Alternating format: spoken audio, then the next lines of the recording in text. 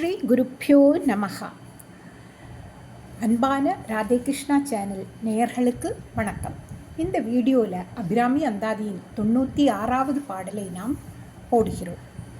இந்த 96வது பாடலின் சிறப்பு என்னவென்றால், இதை பாடினால் எங்கும் பெருமை பெற்றிடலாம்.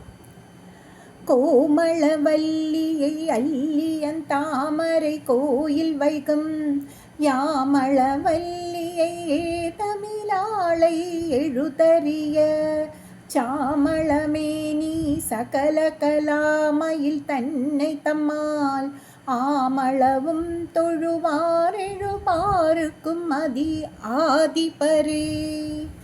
இனி இதன் பொருளை பார்ப்போம். சகல செல்வங்களும் நல்கும் சகல கலாமயில் அபிராமி அன்னை என்று பட்டர் இந்த பாடலில் சொல்கிறார். விளக்கம்: எல்லா சொற்களுக்கும் எதிர்மறை சொல்லுண்டு. இன்பம், துன்பம், சுகம், துக்கம், மகிழ்ச்சி, வருத்தம், இப்படி பல வகை. ஆனால் ஆனந்தம் என்ற சொல்லுக்கு எதிர்மறையே கிடையாது. ஆனந்தம் என்பது சுகதுக்கம் கலப்பில்லாத சுத்த தனித்த ஆனந்த நிலையாகும். ஆகவே சச்சித் ப்ளஸ் ஆனந்தம், சச்சிதானந்தம் என்று கூறுவர்.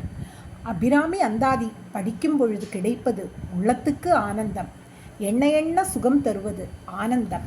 இப்படிப்பட்ட பேரானந்த வடிவாக இருப்பவள் அபிராமி. தன்னை சரணாகதி அடைந்தவர்களுக்கு பேரானந்தத்தை அபிராமி அளிக்கிறாள்.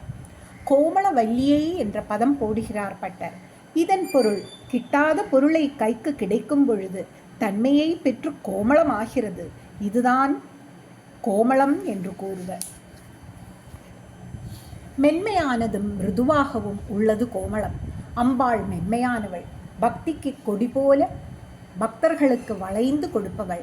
ஆகவே பட்டர் அபிராமியை கோமளவல்லி என்று அழைக்கிறார். பேரன்பிற்கு வளைந்து கொடுக்கும் மெல்லிய கொடி போன்ற கோமளவல்லி என்று கூறுகிறார். அல்லியன் தாமரை கோயில் வைகும் யாமளவல்லியை என்று பட்டர் சொல்கிறார். இதன் பொருள், அழகிய தாமரை மலரை ஆலயமாக கொண்டு எழுந்தருளி இருப்பவள் அபிராமி. தாமரையின் புற இதழ் சற்று கடினமாக இருக்கும். இதை கமலம் என்று சொல்லுவார்.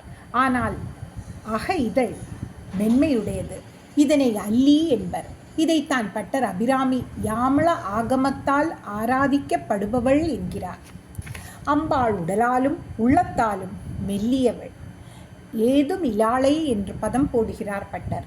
இதன் பொருள், இரதம் என்பது குற்றம், குறை, நோய், துன்பம், கேடு என்று பல பொருள்கள் உண்டு.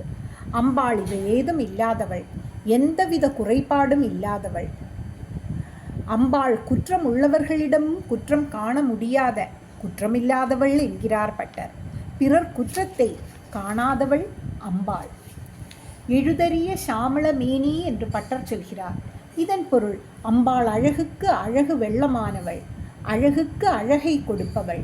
அம்பாள் அழகுக்கு ஒருவரும் ஒவ்வாத வள்ளி, எழுதி காட்ட முடியாத எழுத்துக்கு அடங்காத எழிலுடையவள் அம்பாள். பட்டர் அபிராமியை இப்படி எழுதுவதற்கு அரிய சியாமள மேனியை உடையவள் என்கிறார். எழுத்தால் எழுதி காட்ட முடியாத அழகெல்லாம் அழியா அழகு. அபிராமியின் அழகு அழியா அழகு, உயிருள்ள ஓவியம் என்கிறார் பட்டர். சகல கலாமயில் என்று பட்டர் சொல்கிறார். இதன் பொருள், சகல கலைகளிலும் வடிவானவள், கலையரசி, கலைகளுக்கெல்லாம் அரசியாக இருப்பவள் அபிராமி. 64 கலைகளுக்கு கலையரசியாக இருப்பவள் அபிராமி. தம்மால் ஆமளவும் தொழுவார் என்று பட்டர் சொல்கிறார். பட்டர் சாதாரண நிலையில் உள்ளவர்களுக்கு தைரியம் ஊட்டும் வகையில் அபிராமியின் அருளை பெற ஆமளவு போதும், அதாவது தக்க வழிபாட்டால் போதும் என்கிறார். அன்னையை அடைந்த ஞானிகளைப் போல நாம் அடைய வேண்டும் என்பது கிடையாது என்கிறார். சக்திக்கு தக்க வழிபாடு போதும் என்று சொல்கிறார். அவரவர் சக்திக்கு தகுந்தாப்ல. அரை நிமிஷம் கூட வேண்டாம், அந்தரங்க பக்தியுடன் ஆமளவு நேரம், சின்ன ஒரு க்ஷண நேரம் அபிராமியை அழைத்தாலே போதும், அருள் செய்ய ஓடோடி வருவாள் என்கிறார் பட்டர். ஆமளவு என்றால் க்ஷண நேரம், முடிந்த மட்டும்.